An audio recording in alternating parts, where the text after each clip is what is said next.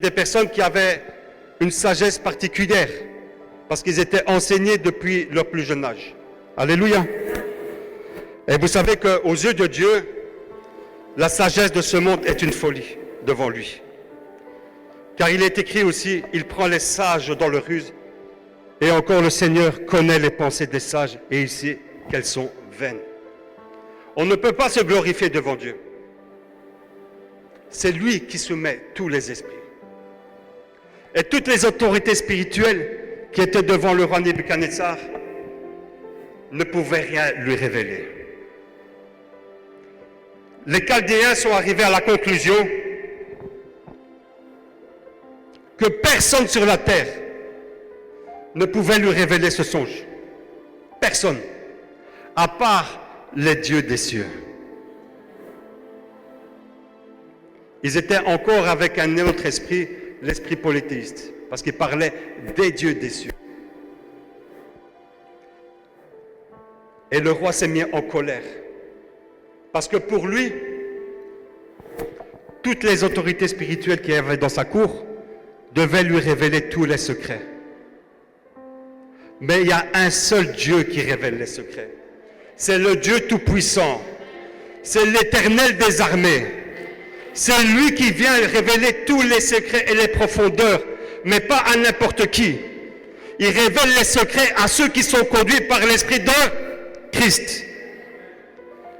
C'est lui qui révèle les secrets et qui cache les choses. Alléluia. Proverbe chapitre 25, verset 2 dit, la gloire de Dieu, c'est de cacher les choses. Et la gloire des rois, c'est de les sonder, de les révéler. Alléluia. Tu es établi pour aller chercher dans les profondeurs les secrets de l'Éternel. Tu n'es pas n'importe qui. Dans le Daniel chapitre 1, nous voyons la dimension qu'il a fait. Une dimension de jeûne et de prière pour pouvoir avoir la faveur de Dieu sur sa vie. Tout enfant de Dieu, si vous voulez arriver dans la même profondeur que le prophète Daniel, il ne faut pas négliger la prière, le jeûne.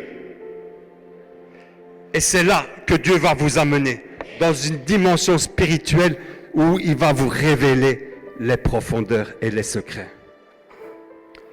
Le roi Nebuchadnezzar a vu que toutes ces autorités spirituelles étaient limitées, qu'ils n'arrivaient à rien, et il a décidé de tous les tuer. Tous les sages de sa cour. Les Chaldéens étaient devant ce roi, occupés à lui demander « Donne-nous ton songe, qu'on puisse donner l'interprétation. » Ils essayaient de gagner du temps, mais ils n'arrivaient à rien. Le roi s'est mis en colère.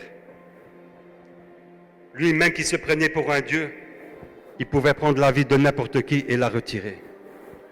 Et il les a tous tués. Il voulait tuer tous les sages. Mais il y a un homme qu'on appelle Daniel, qui a été établi par Dieu, qui a compris qu'il voulait tuer tous les sages, qui voulait même les tuer. Alors il est rentré dans la chambre haute avec ses frères, avec Meshach, Shadrach et Abednego.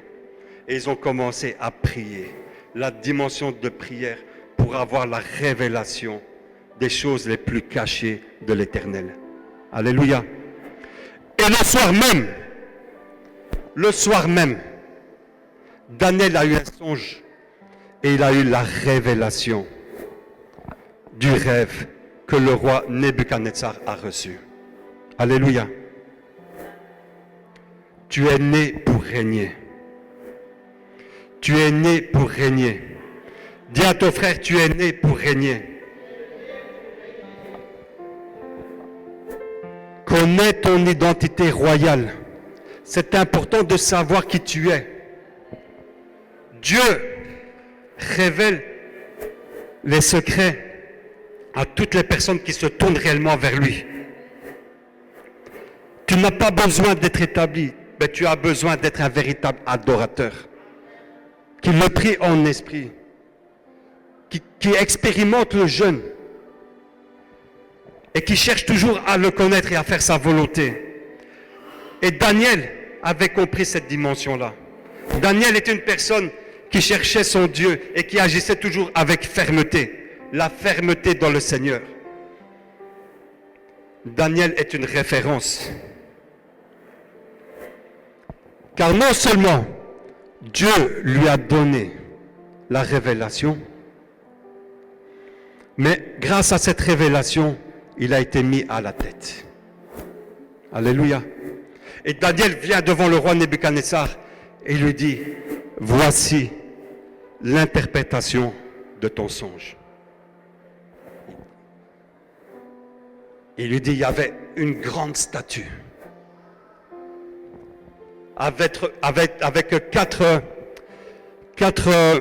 quatre faces. Il y avait la face, la tête d'or, il y avait la poitrine, il y avait la ceinture et il y avait les jambes. Et il commence à lui parler de cette révélation-là. La tête d'or, c'était le règne du roi, Nebuchadnezzar. La poitrine, c'était encore un empire. C'était des empires puissants, des Mèdes et des Perses. Il commence à lui révéler tous les empires puissants que la terre a reçus. La hanche, c'était les Grecs.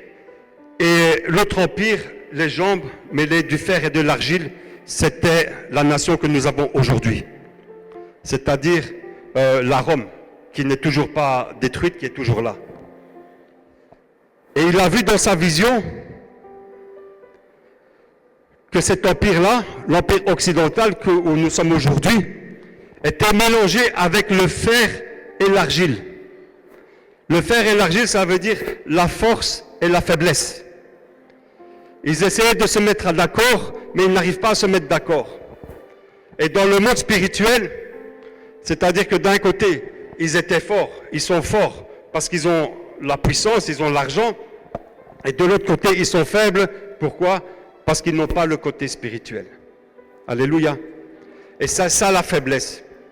Et quand vous voyez tous ces empires que la terre a reçus, ils sont tous conduits par un esprit qui n'est pas l'esprit de Dieu. C'est pourquoi il y a une pierre, la pierre angulaire, qu'on appelle Jésus-Christ, qui va frapper ces statues, qui va détruire tous ces empires pour nous donner un empire éternel. Alléluia. Et c'est ça la vision que Daniel est occupé à révéler au roi Nebuchadnezzar. C'était une vision prophétique. Et le roi Nebuchadnezzar n'a pu que se soumettre. Alléluia. Laisse-moi te dire encore ce matin. Parce que tu as une alliance avec ton Dieu. Là où tu iras, les gens vont voir que tu as d'essence royale. Parce qu'ils vont voir ta sagesse, ils vont voir ton côté spirituel élevé comparé aux autres. Et ils vont faire comme le roi Nebuchadnezzar. Ils vont déterminer que le Dieu que tu sers est le Dieu des dieux. Alléluia. Le Dieu que tu sers n'est pas n'importe quel Dieu. Le Dieu que tu sers est le Dieu qui révèle les secrets. Alléluia. Le Dieu qu'on sert n'est pas n'importe quel Dieu. Il va dans les profondeurs, il va chercher les secrets les plus profonds. Et le roi Nebuchadnezzar, quand vous sondez la parole de Dieu, lui qui avait des dieux, plusieurs dieux dans sa cour, a dit quelque chose de très fort. Il a dit, ton Dieu est le Dieu des dieux. Il est le Dieu de tous ces dieux qui règnent. Il est le Dieu qui révèle les secrets les plus profonds. Alléluia. Et c'est une grâce que nous avons. C'est pourquoi je disais dans mon thème qu'il faut être fier d'affirmer notre rang royal.